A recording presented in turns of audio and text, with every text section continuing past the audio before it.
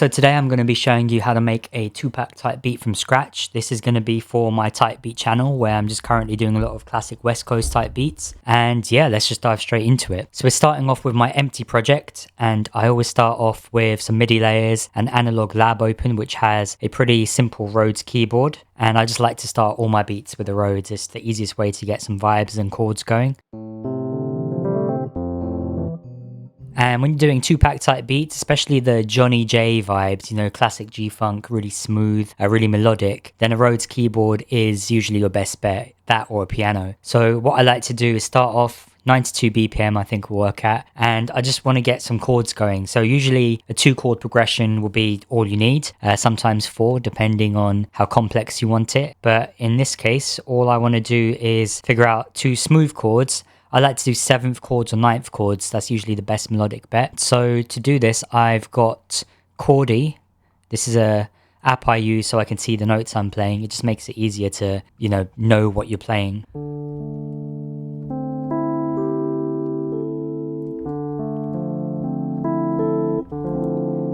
There we go, nice D minor chord, D minor 9.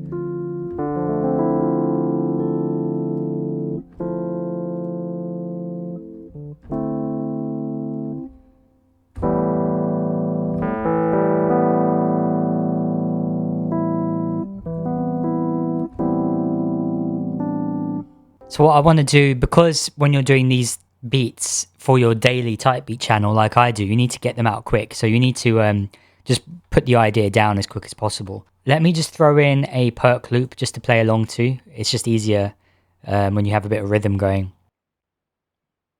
This is from the Loaded Samples Loaded G-Funk Volume 1 kit. I'll put the link in the description. I bought it online, maybe $20 or so.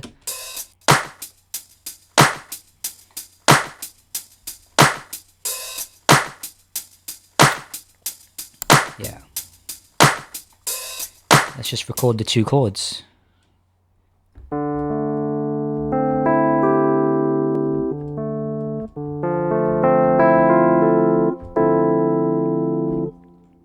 That should be it.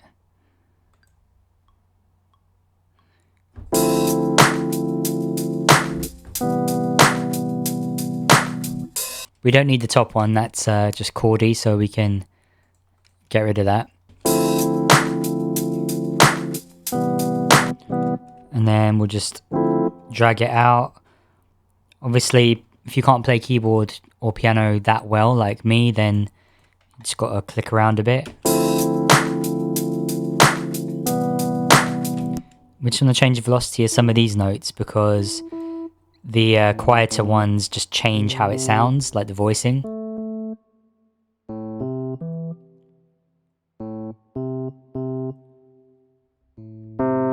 Let's take out that note.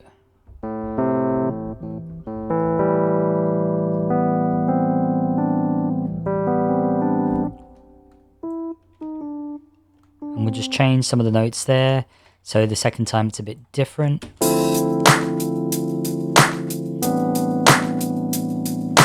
Yeah, that's perfect. And I just record it in twice because we can use the mouse to make any adjustments. But again, this is a foundation, so let's just copy this over 4 times. 3, 4, 2, 3, 4. So then what I do is consolidate that so it's just 1, and then go into it, and we can make slight adjustments, usually just a note here and there, just like, slightly changing the voicing. Actually, what we'll do as well is just layer the bottom note, the root note, down an octave as well.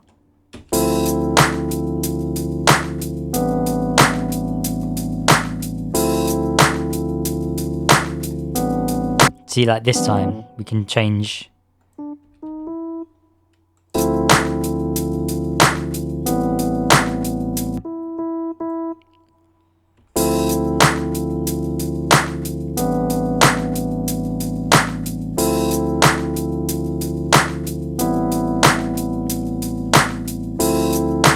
Yeah, that should be fine. So we'll keep it like this. This will be the foundation, the chords. No need to overcomplicate it because we can layer in more sounds to do the more complicated parts, if that makes sense. So now, as I'm going along, I like to sort of arrange things a bit, keep things tidied up, keep things named. We'll call that a perk loop. And then what I do is group things, because we're going to do group processing. So melody, and then drums, because then in here we can add the actual drum layers, and here we can add melodic layers. I've got a bass guitar already loaded up that I have as standard, and then one layer for my tag, which we'll do at the end.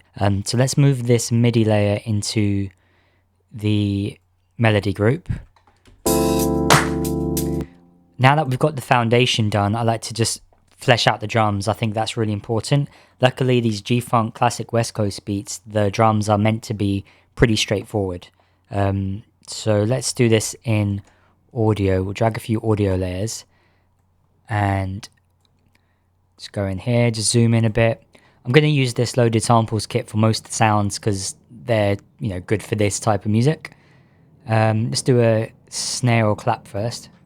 Let's just go G-Funk clap. Obviously, the perk loop has already got... Actually, in that case, we should do a snare then.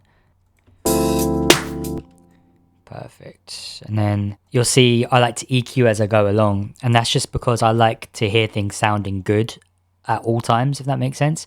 So even with the Rhodes, we'll take out some of the lower end as well. This perk loop obviously doesn't really need anything in the lower end. This snare, we turn it down. So I'm pretty much based upon, as I'm mixing, having all the layers like down, to a certain degree. So the kick and the clap will usually be the louder things, and then everything else we turn down. And then it's on the master bus that I do a lot of the sort of mixing aspects. You can see I've got saturator, EQ, soothe, all of these things, which we'll get to at the end. So this snare, I just want it to have a bit more body. There we go. And we don't really need any swing on anything. That's the good thing with G-Funk, actually. It's very, on the beat.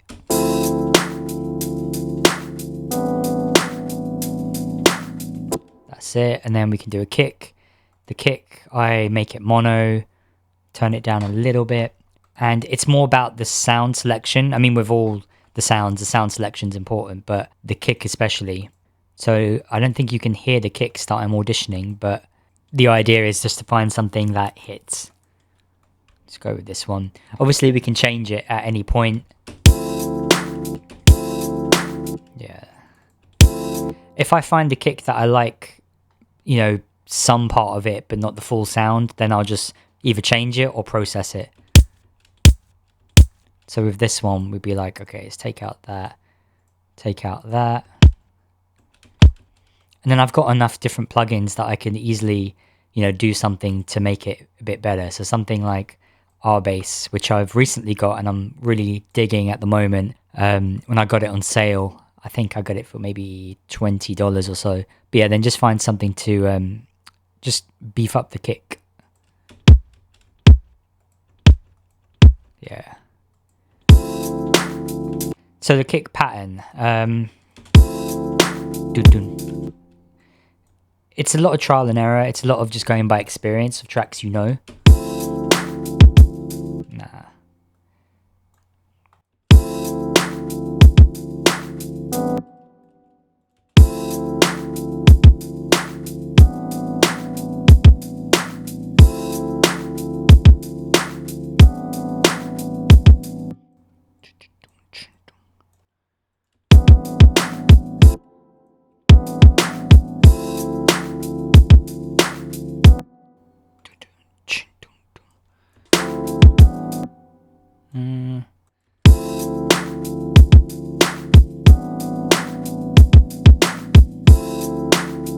Maybe he doesn't need this one.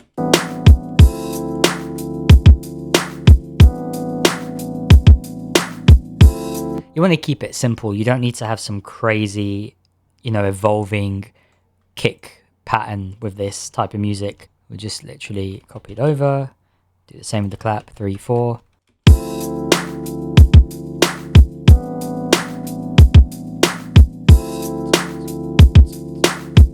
Again, hi-hat, turn it down. Obviously, again, that perk loop has a hi-hat, but it's like a more shaker sound and it's constant. Again, just auditioning, trial and error. Yeah, that should work.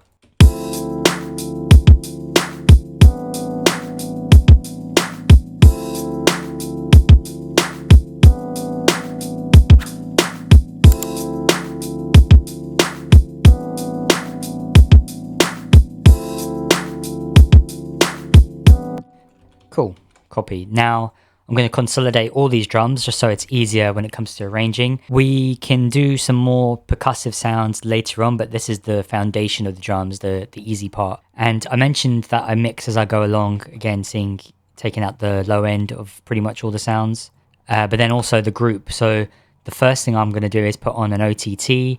I can do other processing, but I'll do that later in the mixing process. For this, it's just about basically just bringing them up a bit.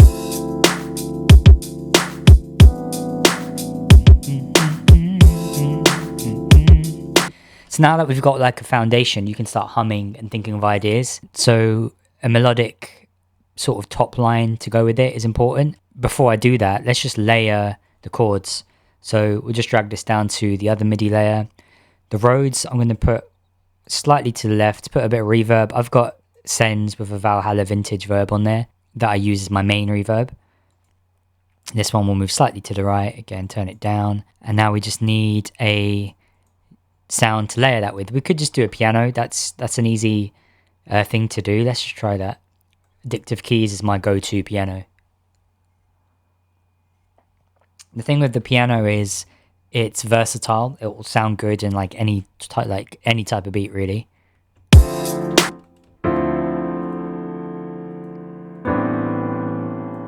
Yeah, but we can turn it down. We don't want it to overpower the softness of the Rhodes.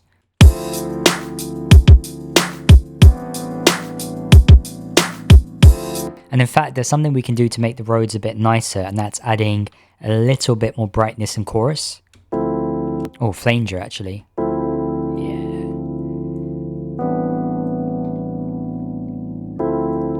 Just sounds nicer with that flanger.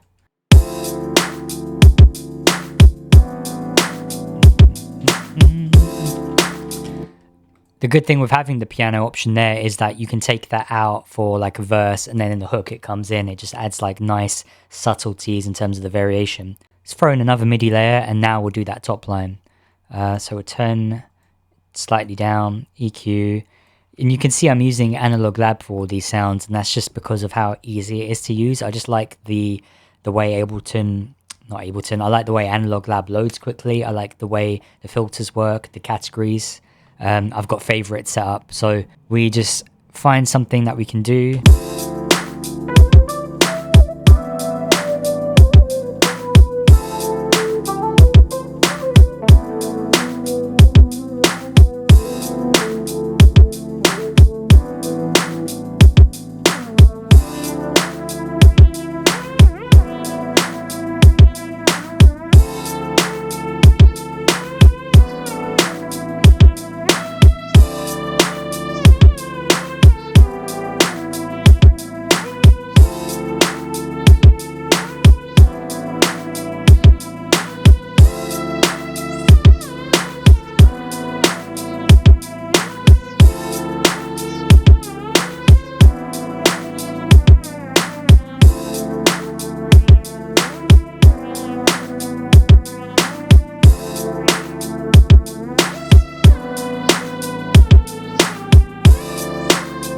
You see what I mean? Just something like that, like a lead sound that can be like catchy and simple.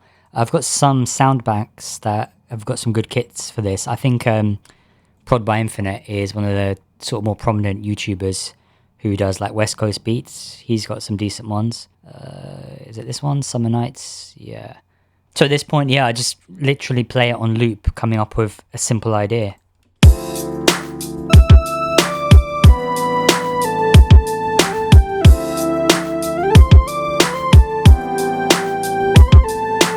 One thing you have to be careful of, and I'm guilty of this, is getting into the idea of like soloing with the lead.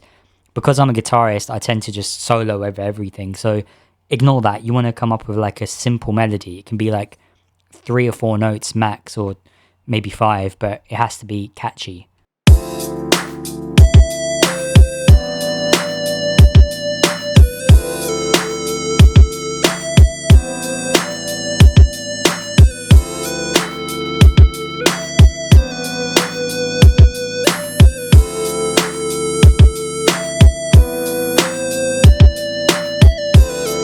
So you can see, well, maybe you can't see, but I'm actually just holding 5 notes down.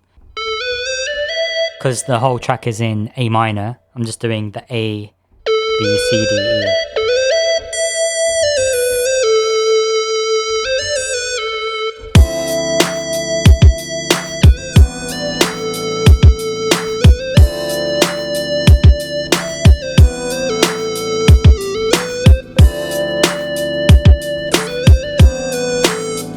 So that's how you can come up with something catchy. Now we've got to actually do it. Let me try and change the sound. Ooh.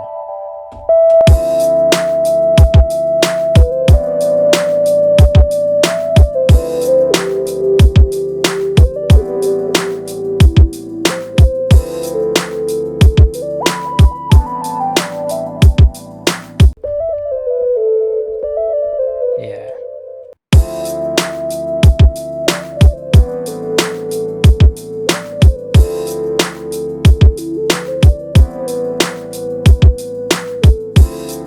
There we go. So just really simple. Now, I like the sound, but I want to process it a little bit, give it a bit more like grit. Let's see what other effects we can throw on. Actually, I've recently got all of the Sound Toys plugins, so let's see.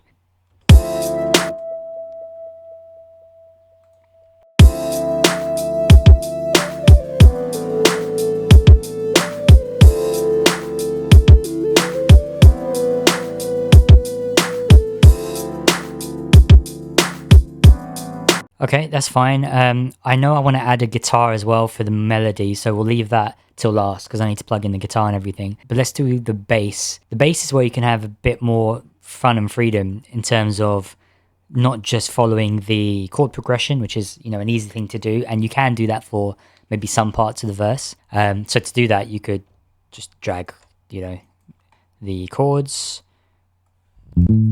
delete all of that. Delete that, jump it up, just turn it up.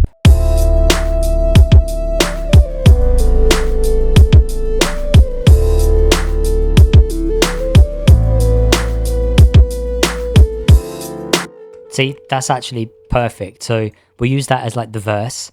The bass sound is just a bass guitar, generic one I've got from somewhere. We don't do too much to it for now because that's going to be requiring some mixing steps towards the end, like the sidechain. Actually, we can do the sidechain now. I tend to just use kickstart if I'm doing it to like a simple kick pattern. If it's to like a break, then maybe you need track spacer, but we'll just sidechain, go to kick, audio.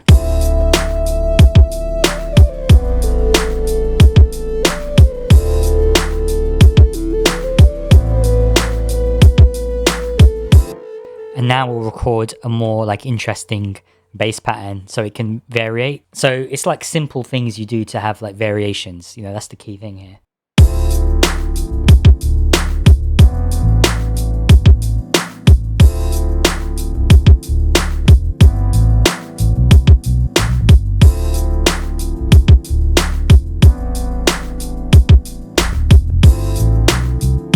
We're just working in the A minor scale, so it's all the white notes, so it's pretty simple. But again, you just want something groovy, rhythmic, but simple. It's really important.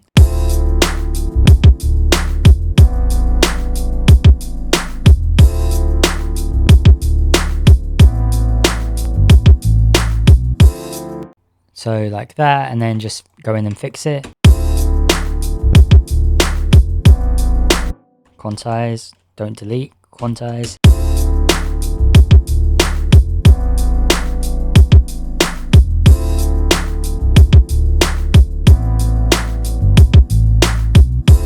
That last note.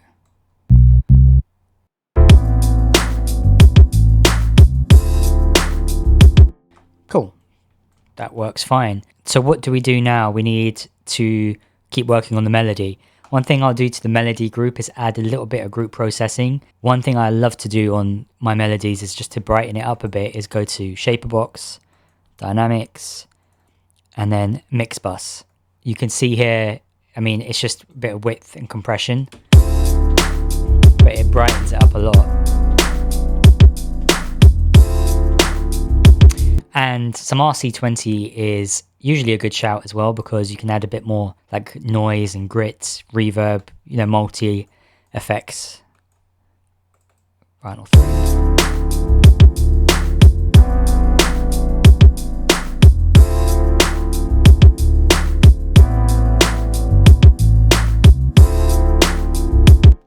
What I also do as I'm going along is like arranging. Using locators is something I do quite often to make sure I can easily glance at what's happening. So I'll be like, okay, intro, verse, 8 bars intro. I'll do 16 for the verse. So verse, and then this will be the hook. And I'll do 8 bars for the hook, and then verse, and then copy over like the foundational components all the way. We'll say hook goes there again. I'll say 8 bars. So we've got the hook there. And then we can say maybe a bridge. That could be 8 bars. And then hook again. And then outro. So it's just useful because at a glance you can just see where you need to do certain things in the arrangement, like drop out drums and whatever. So copy all of that like that. The outro will be 4 bars. And then we do some variations. So basically like that. I'll say for the hook, I want the bass line to be the more fun one. Go like that. So then we'll say that's the bass for the verse. It's that pattern specifically. The hook will be the interesting one. And then it can go like that. Yeah, cool. We need that synth lead in the hook. We also want it in the intro, so we'll keep it in the second part of the intro. We'll have it twice in the hook. Again. So you can see it makes arranging quite simple when you just have it like this, and it's just like grids of, 4, 8, 16, and so on. With the drums, we're going to have to do drop-ins, drop-outs. That's like the more tedious part, so I tend to leave that till last. But now we can just add whatever other melodic layers we need. So we'll do another guitar, or should I say just one guitar, because we've got no guitars yet. Guitar. The good thing of being able to play guitar is I can quickly just plug in and just record like quick little plucked things. So I just turn it down. Again, EQ. You see I'm always EQing as I go along. Throw on a guitar rig, which is what I use to get better guitar sounds. Okay, so I'm just going to pause recording while I set up the guitar. Okay, so I'm back. I've plugged in the guitar and I've got guitar rig open. I tend to just start off with this super clean funk preset because it's just got the right timbre, I guess. Just increased some of the reverb. This is what it sounds like.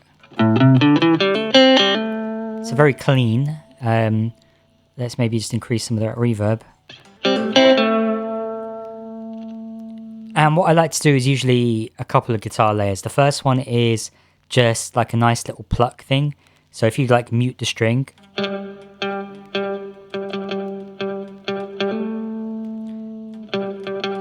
in terms of knowing what to play, because I know that the key of the track is A minor, I just stick to the A minor pentatonic scale.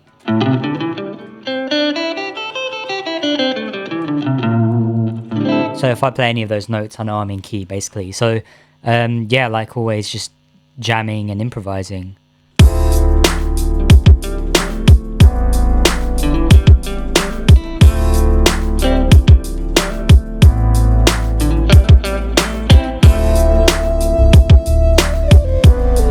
Turn that reverb down a little bit, actually. It's a bit strong.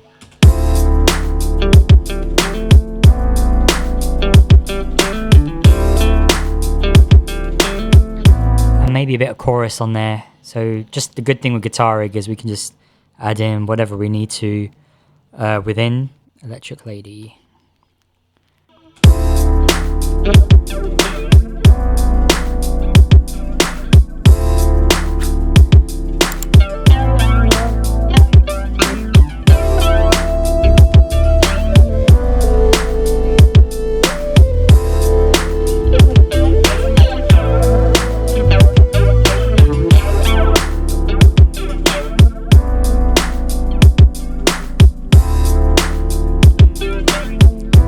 Either flanger or chorus or phaser, that's usually like one of those is a good shout. I just like to go through the chords and get some little bits.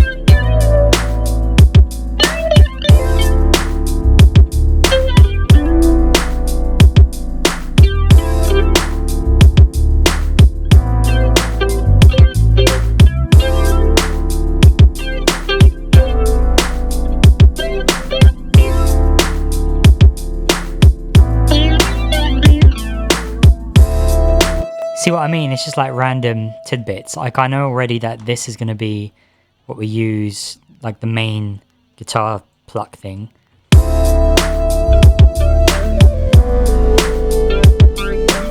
And then from this bit, I think there was one bit I was out of key, but...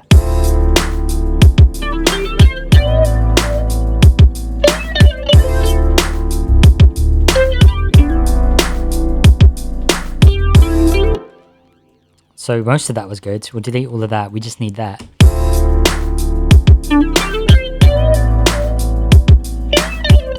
Now with the guitar, we just need to place it properly. So put the reverb down, I think a bit to the right, because the piano isn't going to always be playing. And that does remind me, we need to remove the piano at some parts. So that can go there.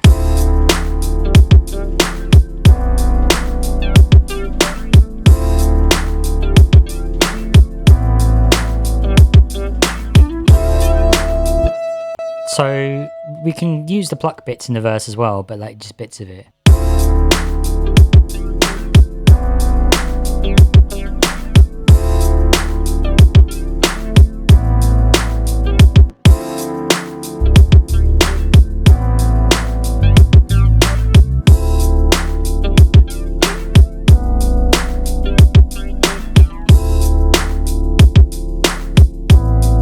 Yeah, just little things like that.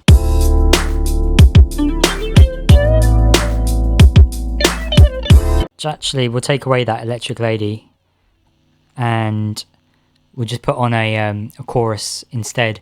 What I like to do actually is RC20, because you can do some good presets but also a good chorus on there. There we go.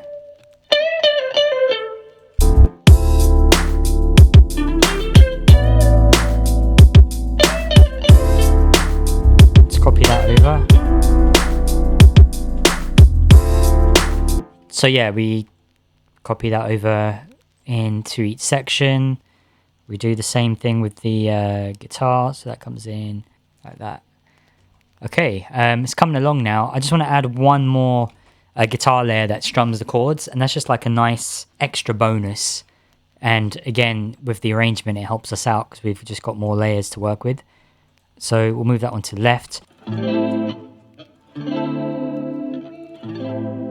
That should be fine.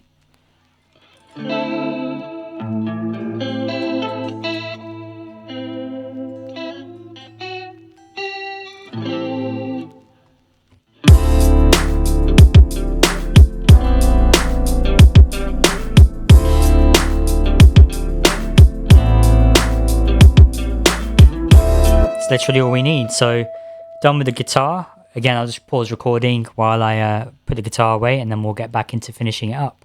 Okay, so we're at the final stretch of this now. We've got some good layers. We've got guitar, let's call it guitar lead, guitar chords. We've got our keys, piano, synth lead. Maybe add 1 or 2 more melodic layers and we'll be done. So let's just figure out the arrangement of the guitar chords and the piano, and then we can see where there are some gaps to add in any other sections before moving on to the arrangement. So the guitar chords, we definitely want that in the hook. The idea of the hook is just have everything playing. Pretty simple. So we just go like that. And then we can also maybe do the bridge. Like so. The piano, yeah, so the second verse, let's just take that out. And we don't need the Rhodes playing at all times, so we can have a section in verse 2 where the piano comes in, so the Rhodes drops out, does it like that. It's just trying to keep things interesting at all times. So what else? Yeah, the guitar chords, have it there. We can also have it come in there in the verse, maybe, yeah, there with the piano. Take it out there with the pluck, the synth leads. We can have it come in, actually we'll leave it just at the chorus. The bass doesn't have to play at all times. We can just drop it out just maybe once or twice, is usually fine. So like verse 2, yeah, take that one out. Yeah, okay, let's just do the arrangement of the drums, and then we'll add in any final touches to both the drums and the melodic stuff. So do we want it to start in the intro with the drums or without? That's a question that I spend too much time on, to be honest. Without the drums, it might be a bit better.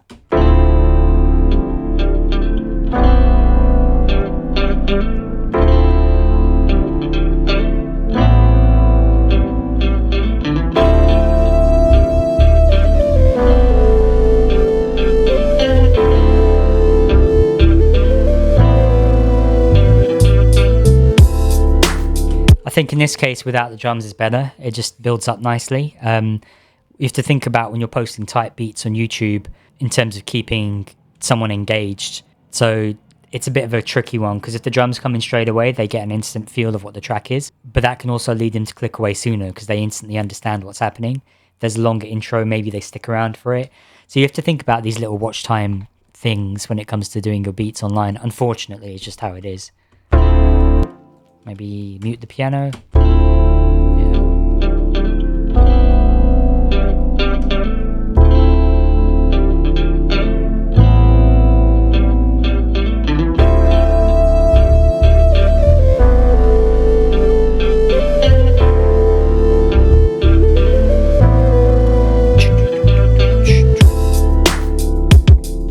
Okay, so I think I want the drum fill for that drop. That might make it better. We'll also add another layer for FX, and that's where I'll put like impacts, risers, crashes sometimes. So we'll just keep that in mind just to add emphasis on the transitional parts. But yeah, with the drums, let's just do some little dropouts. So my easy way to do this is halfway point. I like to do this thing where we just take out the first beat like that, so it hits on the snare. Simple as hell, right? And then before it goes into the hook, again,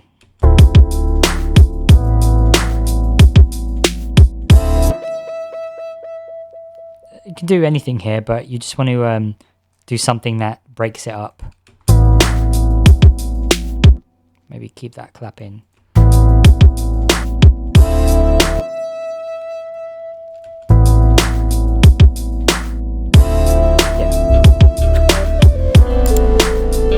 And then when the second verse comes in, we can start off with maybe nothing or just like a hat.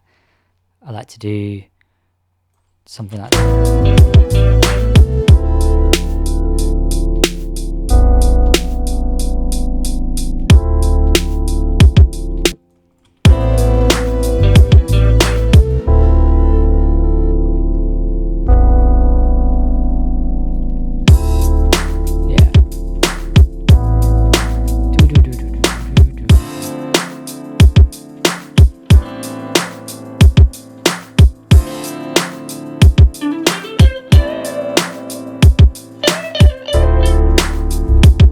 that same dropout thing, taking out the first kick.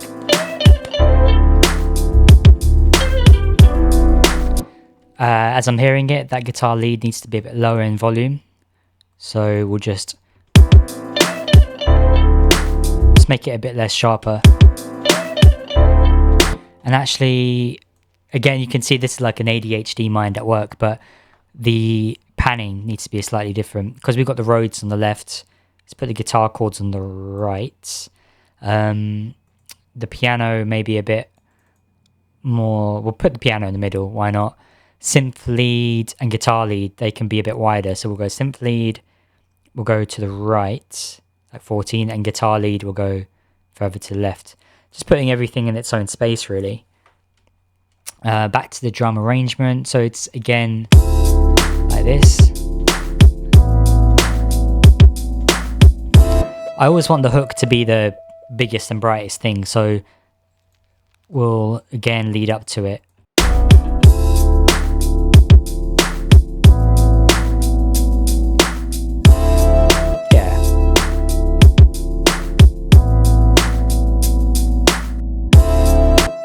So you can see it's really simple tricks, but it's so effective. So here we just drop out the kick early and then that one half a beat there.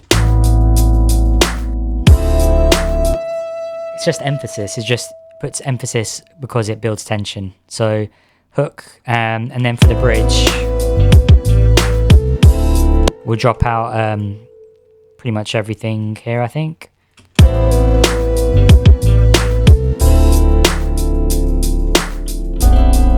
Let's actually have it fully drop out there.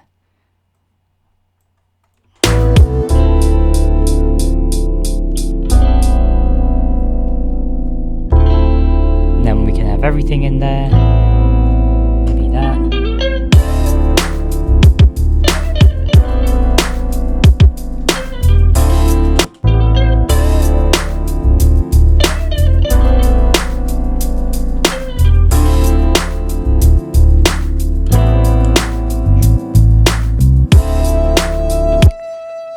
There we go, that's the bridge, back into the hook, and then it ends with like the chords.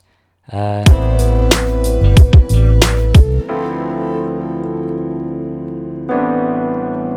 want the guitar chords as well.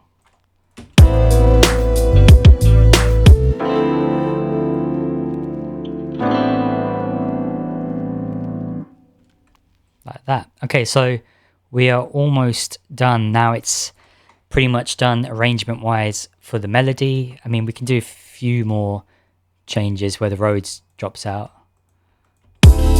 Actually, just leave it like that, because it also gets to the point where you don't want to overproduce. Like I said, these are like daily beats I have to do, so you can't be lingering too much. Tag we need to throw in before I forget. I always just do it in the intro. I have my tag which I made years ago, which was just a friend of mine saying the name UndaSkore. And I put a delay on it because it sounds cool that way.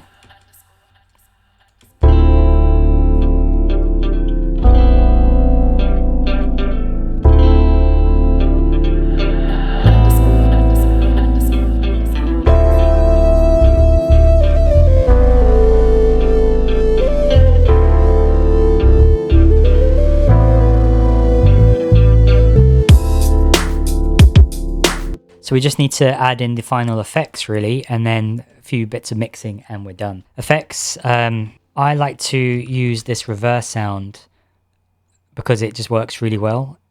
A reverse is always like a good transition, geez. Like that, just drag it on point.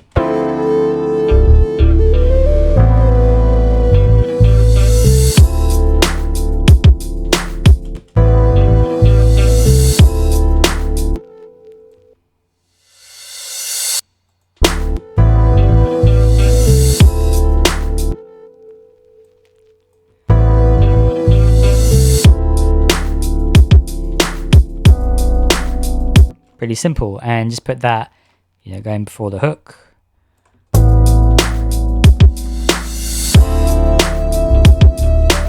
One thing you notice is a bit of a clash because after that it goes into that like open hat of the perk loop. Just remove it.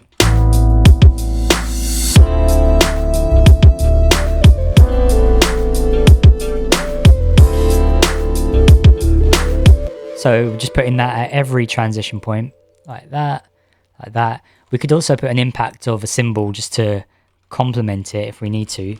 It's worth testing how it sounds, but it's not a necessity.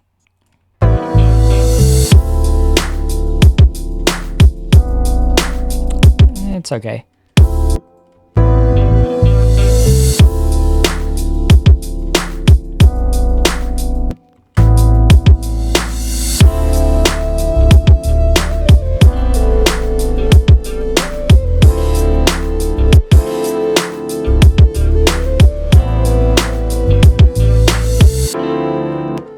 Okay, cool.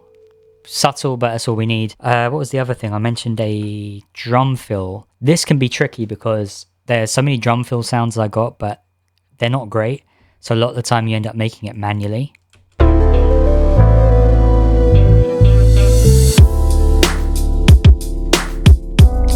think I'll leave that, partly because I'm lazy, but partly because it will be quite fiddly to do.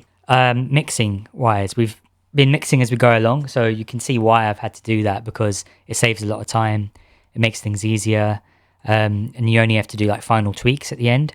So first thing is the bass. We've done the kick start, so that's fine. By the way, I do sometimes like to put a sidechain also on the melody group. I think that can just add a bit of emphasis, so just give it a go.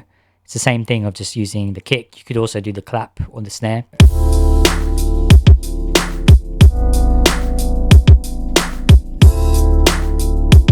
So it's quite subtle.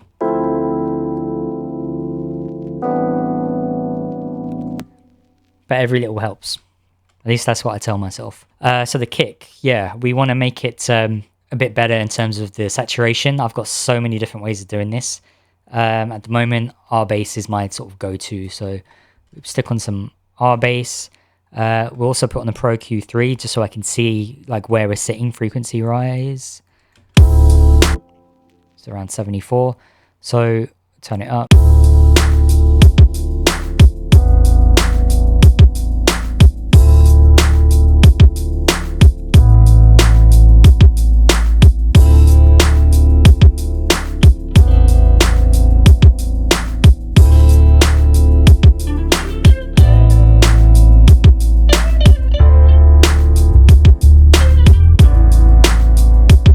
Turn it down here.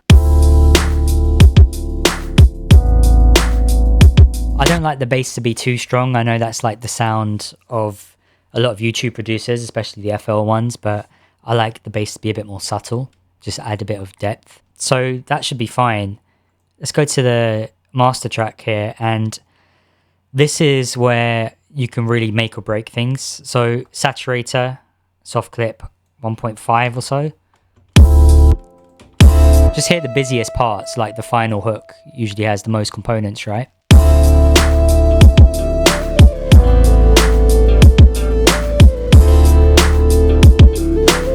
And then I like to use this just to fix some final things. Around 500.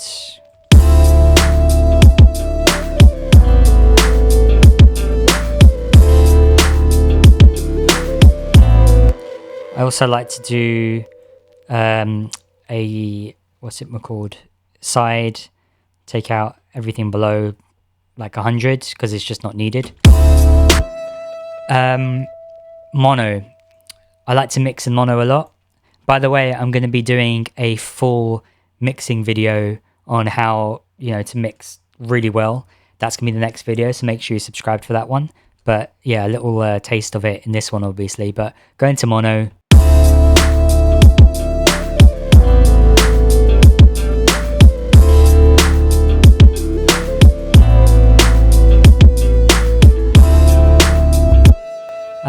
What else? Yeah, so at this point, what I do is gain -6. Now, basically, when I do my exports, it's for like BeatStars, right? So the way I do it is before the utility where I have -6, I put on this oomph, which just does something amazing to the sound.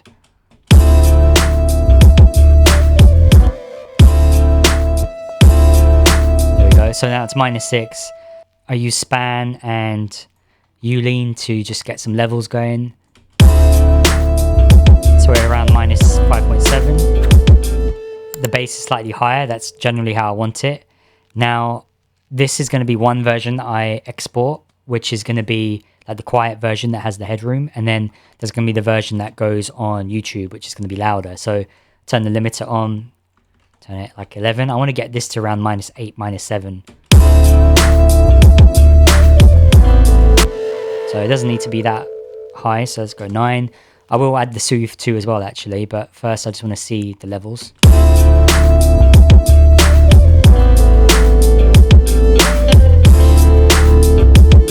So it's telling me a few things. One is the bass doesn't need to be that crazy. So I can just go to the R bass. Let's turn this down.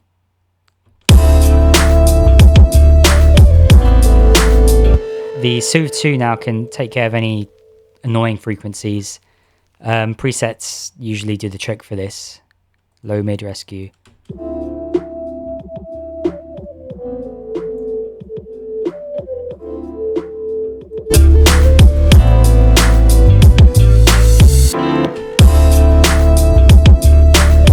So that Synth Lead is a little bit piercing, so we just fix that with a bit of EQ, and hopefully that should be all we need to do.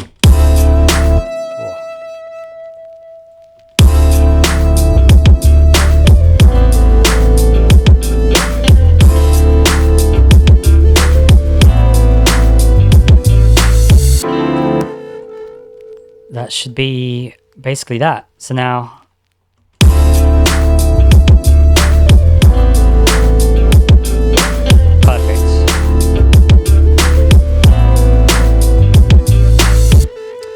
that's basically it. That's all I need. Yeah, I think there's no point doing anything else really, because it's just going to waste time. I think it doesn't sound perfect in terms of the mixing. More could be done in terms of layers. You could have added some strings, some more accent sounds. But with this, it's about sort of banging them out as quick as possible. When you're doing daily beats, it's just, yeah, that's how you have to do things. In terms of export, what I do now is have everything on here and then export the first version. Then the second version, I turn off the limiter and I mute the tag, export that, and then I export all the stems for the, when I'm uploading on BeatStars, you have these 3 different versions. And that's that. So hopefully you found this helpful, interesting. I'll make sure that the chapters are on here so you can skip to where you need to. But yeah, make sure you're subscribed for next week's full mixing tutorial. And if you want to see another video on how I made West Coast beat for Tupac and Kendrick Lamar, check out this video right here.